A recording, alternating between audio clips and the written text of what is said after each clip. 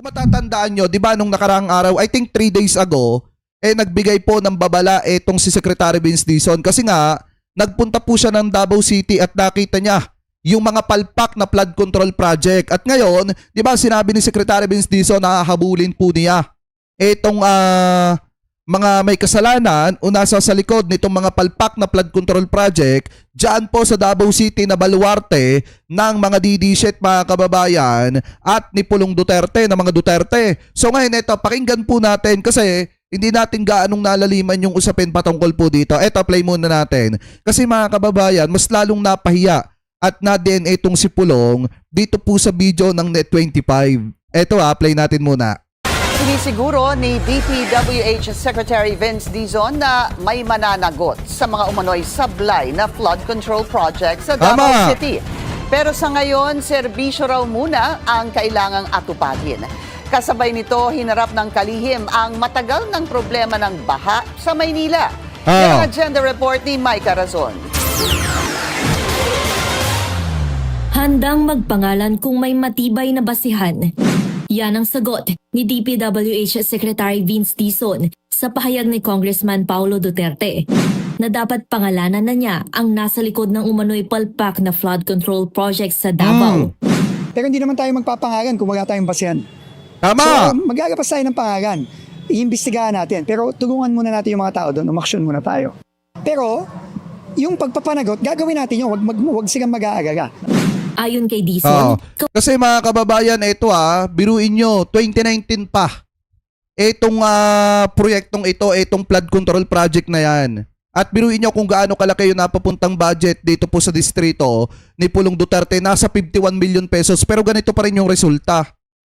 Di ba maliwanag naman yung sinabi ni Secretary Vince Dizon Talagang ang mga nagpupondo niyan, ang kalimitan mga kababayan, yung mga naglalagay ng pondo niyan, mga kongresista. Pakitama na lamang po ako kung ako po ay mali. Kaya hindi nila pwedeng isisi basta-basta sa DPWH yan. Kasi nga 2019 dapat tapos na po yan. Pero dahil nga naibulsa na yung pera, kinurap yung pera, ganyan talaga yung resulta. Kawawa ang mga residenteng apektado ng umano'y palyadong flood control sa Davao na kilalang baluarte ng mga Duterte. Kung nakita mo yung isang tao doon, habang kinakausap ko siya, hinuhukay niya yung mga damit ng mga anak niya. Diba? Dahil natabunan na ng putik tsaka ng buhangin. At sabi nila sa akin, 2019 nagkaroon na ng ganun ba? No, na ang daming nasira mga bahay. Ayan dapat 2019 pa lang inaksyon na po yan ni Duterte. Si Duterte ang presidente ng mga panahon na yon. Yung anak niya mga kababayan, kongresista. At yung isa niyang anak, mayor pa nga ata dyan mga kababayan ng mga panahon na yon. Diba bakit hindi nila inaksyonan yan? Kasi nga bukod sa mga tamad sila, talagang pera lang ng taong bayan yung habol na mga yan. Kasi nga 2019, binahana pala yan. O bakit hindi nyo pinagawa agad? Ba't hindi agad pinagawa ng mga Duterte? 51 million yung budget niyan.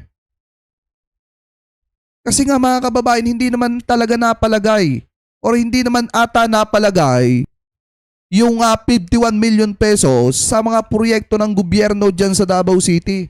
Baka naibulsa na. Pero ang problema, alam nangyari. Sa Espanya sa Maynila naman nag-inspeksyon ng kalihim kasama si Mayor Isko Moreno. Meron tayong mga itataas na porsyon ng Espanya dahil mababa na, napag-iwanan na, and doon talaga nag-iipon yung tubig at nagbabaha. So itataas natin. The plan of having a catch basin in Earnshaw, would help Espana's flooding. Baka hindi alam ng mga kababayang Pilipino po natin yung Talomo River mga kababayan, yung binaha na yon, 2019 pa pala nagkaroon ng baha doon. Dapat nung nagkaroon ng baha doon noong 2019, tinrabaho na po yon para hindi na maulit yung pagbaha. Kaso nga lang ang problema, pinabayaan ng mga Duterte. It's now on their way sa planning. Magkakaroon lang ng konting abala. Magkakaroon din daw ng drainage improvements at tuloy-tuloy na paglilinis nito para ang dating mataas na baha ay maibsan at mabilis ng huhupa. Para sa agenda, Mike Carazon, Billionaire News Channel. Ngayon mga kababayan, since napapag-usapan na po yung napuntahan ni Secretary Vince Dizon na problema ng flood control project dyan po sa Davao City, pakinggan po natin itong nakita nating balita galing po dito sa Net25. Kasi dito babanggitin nila na 10 taon na pa pala yan eh. Ibig sabihin matagal na pala. Mukhang nagkakaroon daw ng mainitang World War, Nelson, Kuya Benny. Si Secretary Vince Dizon at saka si Congressman Pulong Duterte. Yes. Nako, kasi yata kahapon, ano ba yung balita na yan? Natuklasan daw po ni Secretary Vince Dizon sapagkat in-inspection niya ang Davao City, may natuklasan daw doon na proyekto na hindi kumilos ng halos, ilang taon na ba?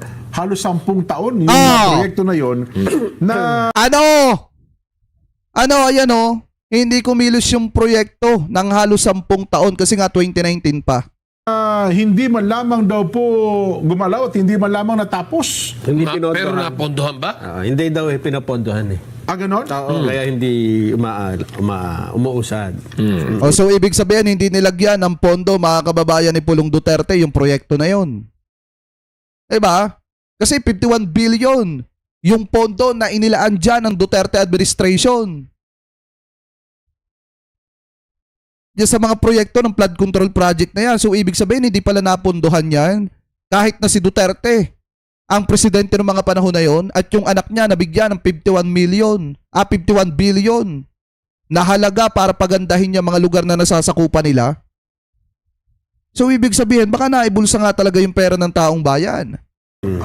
Di. Pero bakit ang sabi iniutos na raw po ng DPWH na sa lalong madaling panahon ay tapusin. Ito, hinamon po. Naghamunan na, Nelson. Bumunot ka sa kaliwa, sabi ganon. Sige, bubunot naman ako sa kanan. Iyon. Paganda na. Hinamon po ni Davao City 1st District Representative Pulong Duterte ang Department of Public Works and Highways. Actually 8 years lang pala kasi 2019, 2020, 2021, 2022, 2023, 2024, 2025, 2026. 8 years mga kababayan. Sa tukuyin at papanagutin ang mga opisyal na umano'y may kinalaman sa pagkaantala po ng flood control project sa lungsod. Meron ba tayong video na yun? Napatungayaw ng Secretary Vince kahapon eh. Totoo ba yan? Yan, no? Meron bang yan? Meron bang boses yan, direct? Wala, sayang kasi Galit na galit dito si Secretary Vince, napapamura siya dito mga kababayan kasi kita niya yung problema eh. Kita niya naputol talaga yung proyekto, hindi talaga tinuloy. Hindi natin maririnig na nagbumura pa. napatungayaw daw eh. Napapamura si Secretary Vince. Ginawa daw po ni Kong Pulong ang pahayag matapos na magbanggit itong si Secretary Vince Dizon ng pagkadismaya sa kalagayan daw po ng mga proyekto dyan po sa Talomo River kung saan muling binagsakan ng baha ang mga pamilya na malapit po sa lugar. Ayon po kay Pulong, makatarungan ang tanong kung bakit hindi nagkaroon daw po ng malaking pag-usad sa mga flood control projects matapos ang pagbaha noon pa palang 2019. Kaya bantakin nyo, naulit daw yan eh. 2019, ang isa sa pinakamalalang pagbaha daw pala dyan. Nelson, Kuya Benny. Diba? Idiniin pa ng Net25 mga kababayan. 2019, unang binahayan, unang nagkaroon ng matinding pagbaha. At naulit pa mga kababayan. Pero hindi inaksyonan ng mga Duterte. So ibig sabihin mga kababayan, palpak talaga yung pamumuno ng mga Duterte sa Davao City. Pero, naulit daw po. Anya, sabi dapat magsimula ang investigasyon sa loob mismo ng DPWH para matukoy kung sino ang nabigong isakatuparan ang mga nakaplanong hakbang. Ipinunto pa po ng mambabatas na meron ng nakahandang flood control master plan, pero hindi daw po ito na ipatupad sa mga nakalipas na taon. Bakit? O hindi parang ang dating sinisip pa ni Pulong Duterte yung tatay niya. Di ba? Parang ang dating sinisip pa ni Pulong Duterte yung tatay niya. Kasi meron na po pala daw na matagal na master plan yan eh. Pero hindi daw po na isakatuparan sa matagal na panahon. Di ba nung 2019 ang presidente yung tatay mo? So kasalanan pala ng tatay mo kung bakit hindi natapos at nagawa yan. Yan. Sabi niya, hindi sapat ang pagtukoy sa mga kakulangan kung walang pananagutan ng mga taong nagpabaya sa proyekto. Oh. Nauna na pong binanggit ni Secretary Dizon na malaking pondo na po, ayun pala malaking pondo na raw po na italaga para sa mga flood control projects. Subalit may mahalagang bahagi ng mga ito tulad daw po ng pagtataas ng dike at hindi pa rin daw po natatapos. Oh. Dahil dito, inatasan niya pong agarang Sala naman kasi talaga mga kababayan yung flood control project dito, dapat tinaasan po nila yung dike. Kaya mga kababayan naaapaw kasi mababa yung dike tapos putol pa yung mga batong ginawa nila dito. paglilinis o dredging ng Talomo River. Ayan oh. At ang patuloy daw po ng mga gawain sa pagpapataas ng dike. Yun yung mga slope ba tawag doon? Yung magkabilang gilid ng ilog. Yes. Ayan, ano ha? Bagaman suportado po si Duterte bagaman sumang-ayon po si Kong Pulong sa panawagang isagawa ang dredging, binigyang diin niya na hindi ito sapat upang tuldukan po ang problema ng pagbaha sa lugar. Oh. Anya, kailangan din po ng sapat na pondo pagpapabuti ng mga Biruin nyo, nagkaroon ng 51 billion pesos pero nahingi pa rin ng pondo. Diba? Dapat kung tutusin, matagal nang tapos yan. Wala na dapat problema yung mga kababaeng Pilipino po natin na malapit dito sa Talomo River na ito. Kung ginamit lang sana sa maayos yung yung pera, yung 51 billion pesos na ipinagkaloob sa kanila nung panahon na nasa termino pa yung kanyang tatay. ilog at drainage system, maayos na pamamahala sa watershed at agarang pagkapatupad ng pangmatagalang flood control master plan. At iginiit pa po na karapat-dapat ang mga Dabawenyo sa agarang aksyon at hindi na sa naantalang pangako. Oh. Anya, mahalaga po ang malinaw na pananagutan, matatag na pamumuno at mabilis na pagkapatupad ng mga proyektong magbibigay ng pangmatagalang solusyon sa pagbaha. Ano ba talaga? Napunduhan ba talaga o hindi? Hindi daw eh. Noong Oo. 2019? Oo. O, di ba? Hindi pinonduhan. Hindi naponduhan niya noong 2019. Yun yung totoo dyan. O malaki ang posibilidad na yan yung katotohanan dyan. Hindi napunduhan niya noong 2019 kahit pa presidente si Digong at kahit pa yung 51 billion pesos ay napabigay na kay Pulong. Sabihin nung panahon nila, Matagal na raw hindi napopondohan yan. Kaya na... Yung Talomo nadidelay. River? Oo. ganun. Bakit sinasabi ni Secretary Vince na parang walang nangyari sa lugar na yan? So parang ang dating sa akin, pinonduhan yung Talomo River, pero walang nangyari sa proyekto. Hindi ba ganun? Hindi ganun. At parang ang sinasabi naman ni Kong Pulong, barking on the wrong tree ka. Ayun na nga. Yeah. Imbestigahan daw mismo yung loob ng DPWH. Ano ba talaga Yes. ang sitwasyon? Yes. At mismo yata ang mga yung mga bahay dyan sa may Talomo na yan, parang masama rin daw ang loob sa mga mamiminuno. Oh, di Kasi nga, ba? ang dating, parang pinabayaan daw sila dyan. Yeah. Di ba?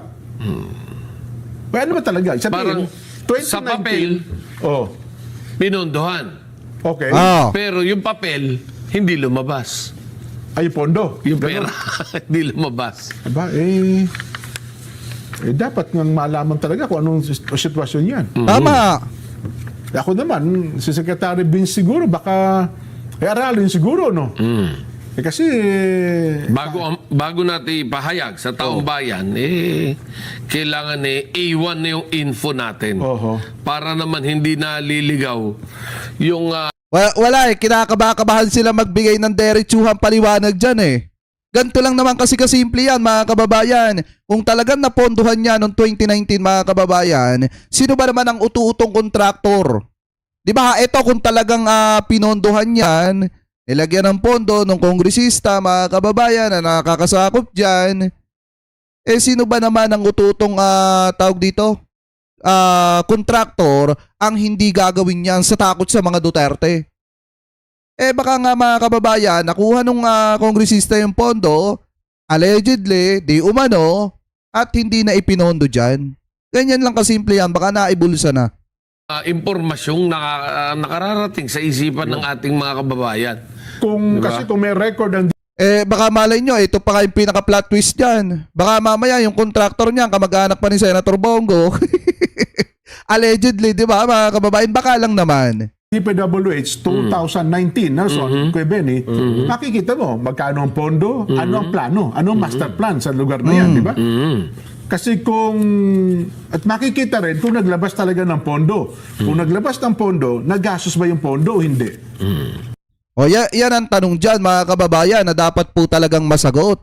Kasi sa totoo lang, ang pinaka naapektuhan dito at pinakakawawa dito, yung mga kababayang Pilipino po natin, lalo na yung mga taga Davao na malapit po dito sa Talomo River. Kasi kung pagbabasihan po natin yung salita ni Tatay, yung nakausap ni Secretary Vince Dizon, parang galit na galit siya doon sa mga namumuno sa kanilang lugar na parang ang dating ang pakiramdam nila, napabayaan talaga sila. Mga kababayan, ano po? So ngayon, speaking of tawag dito, girian, speaking of sagutan, bardagulan, mga kababayan, hindi rin magpapahuli dyan itong si Cayetano at itong si Senator Ping Lacson kasi dire-diretso pa rin at nagpapatuloy pa rin mga kababayan yung patutsadahan po nilang dalawa. Ano po sa Umano'y Ghost Project na nangyayari dyan po sa Taguig. Kita nyo naman mga kababayan, hanggang ngayon binabaha pa rin yung Taguig at binabaha pa rin yung mga kababayang Pilipino po natin na naninirahan dyan po mga kababayan sa Taguig. So ito, i-play po natin. Hinimok ni Senate Minority Leader Alan Peter Cayetano si Senator Panfilo Ping Lacson na personal na magtungo sa Taguig City upang makitang direkta ang mga proyekto sa halip na umasa lamang sa mga dokumento at litrato. Ang imbitasyon ay matapos ibunyag ni Senator Lacson na batay umano sa hindi bababa sa 5 case studies ng kanyang grupo, lumalabas na may irregularidad umano sa ilang infrastructure projects sa lungsod. Kabilang dito ang paulit-ulit na paggamit ng iisang larawan para sa billing at koleksyon ng pondo kung saan binabago lamang umano ang mga petsa at ilang detalye habang nananatiling Eto talaga obvious naman mga kababayan na magkatulad yung picture nung larawan, binago lang yung petsa, yung date kung kailan natapos yung proyekto. Kapareho ang Department of Public Works and Highways o DPWH geotagging data. I will continue to invite not only Senator Lacson, not only his staff, but everyone. Iba kasi yung sa papel-papel, iba yung sa picture-picture. Tignan nyo yung budget, pumunta kayo sa lugar, makikita nyo yung nandyan talaga yung project at magaganda. Alam nyo, sa totoo lang mga kababayan kahit naman hindi puntahan niya na Senator Ping Lacson, kahit hindi puntahan niya ng mga kababayang Pilipino po natin ang magpapatunay lang naman talaga dyan na totoo, maayos yung flood control project, kung hindi na binabaha yung lugar ng Taguig mga kababayan. Kung may mga lugar na dyan na dating binabaha na ngayon ay hindi binabaha, ibig sabihin, maayos yung proyekto. Pero kung ang Taguig makikita natin, lalo na yung mga nasasakupan ng Taguig ay binabaha pa rin, ibig sabihin, hindi po maayos yung takbo ng mga proyekto dyan. Kasi nga binabaha pa rin yung lugar. Agad namang sinagot ni Senator Lacson ang paanyaya ng kapwa niya senador. Ayon sa dating Blue Ribbon Chairman, maaari naman siyang pumunta sa Taguig City kapag maayos nang naipatutupad at malinis na sa korupsyon ang flood control program doon. Biro pa ng senador, ayaw niyang malunod sa baha dahil matagal na siyang hindi nakakapag-practice ng swimming. Hindi naman ito pinalampas ni Senator Cayetano. Aniya, sakaling magtungo roon ang kapwa niya senador, ay hindi ito malulunod sa baha kundi sa mismong katotohanan. So sabi ko, pumunta na lang siya or kung sino man gustong pumunta para makita, di ba, apples to apples talaga. Ito yung pondo, ito yung project. Ang sagot niya sa kana kasi hindi daw siya nagpa-practice mag-swimming, baka daw malunod siya sa baha. Well, Senator Lacson, hindi ka malulunod sa baha sa Taguig, malulunod ka sa katotohanan. Yan pag panay kasinungalingan ang nakakalunod yung katotohanan. Bukod dito, iginiit pa ng may Eto mga kababayan, press 1 nga sa mga nakikita na binabaha pa rin yung Taguig. Press 2 sa mga nagsasabing maayos yung mga proyekto sa Taguig at hindi na binabaha yung Taguig. Ayan, comment kayo mga kababayan Press 1 sa mga nagsasabi na maayos yung press 1 sa mga nagsasabi na binabaha pa rin yung Taguig at hindi maayos yung proyekto. Press 2 sa mga nagsasabi na maayos yung proyekto dahil hindi na binabaha ang Taguig. Ayan. para maliwanag. Minority Leader na malaki na ang ipinagbago at bumuti ang sitwasyon sa pagbaha sa Taguig sa nakalipas na 30 hanggang 40 taon. Hindi ka malulunod sa baha dito. I mean, barring 10 days of rain or an extraordinary. Ayan nga, kahit type nga natin sa Facebook mga kababayan or sa Blue App, sabihin natin, baha sa Taguig. Baha sa Taguig. Ayan, baha sa Taguig mga kababayan. Search lang natin yung baha sa Taguig. Ayan o, August 1. Oh. Ayan o, ang daming balita, baha sa Taguig, ayon sa GMA News. Oh, eto pa mga kababayan. Oh, yan, sabi mo walang baha sa Taguig. Oh, yan o, binabaha ang Taguig o. Oh, ito pa. Di ba mga kababayan? Ayan o. Ay, wait lang, hindi nyo pala kita, gawa ng comment natin, comment section. Ayan. O yan o, baha sa Taguig. Grabe ang baha sa Taguig. Kawatano, paliwanag ka naman sa flood control project diyan. O ayan, eto pa. O, eto pa mga kababayan. O kala ko ba di binabaha ang Taguig at maayos yung mga proyekto. O, ayan o. O ayan, eto. O, yung mga larawan mga kababayan. O,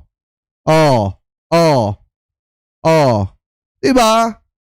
Kaya nga sa totoo lang, taong bayan na makakapagsabi kung maayos yung mga flood control project diyan sa Taguig, kung may anomalya ba or wala. Dahil kapag hindi na binaha ang Taguig, ibig sabihin, perfect, maayos yung mga flood control project diyan. Kaso nga lang ang problema, hanggang ngayon binabaha pa rin yung Taguig. Pwede nga mag-alaga kayo ng tilapia doon eh.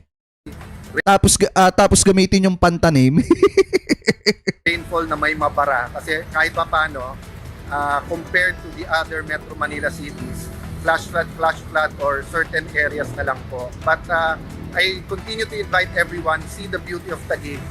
Sa kabila ng patuloy na palitan ng pasaring ng 2 senador, kinumpirma na ni Ombudsman Crispin Remulla noong Biyernes, July 31 na natanggap na nila ang mga dokumentong may kaugnayan sa infrastructure project sa Taguig City. Ayon kay Ombudsman Remulla, kasalukuyan na nilang sinusuri ang mga nasabing ebidensya. Jed Neresina, UNTV News and Rescue. Diyos ang aming sandigan, serbisyo publiko ang aming pinahahalagahan.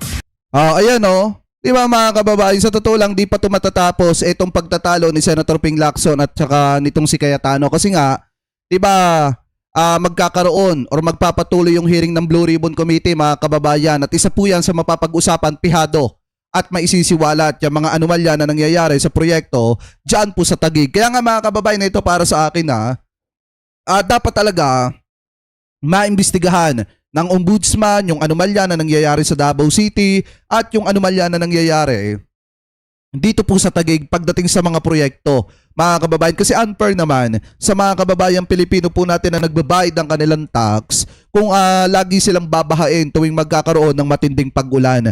Ano po? So kayo, mga kababayan, kung kayo po ang tatanungin, ano po ang masasabi nyo? Hingil po dito sa mga topic po na tinalakay po natin. Ano po ang comment at opinion po ninyo hingil po sa mga issue na pinag-usapan po natin. So comment below na lamang po kung ano po masasabi nyo hingil po dito.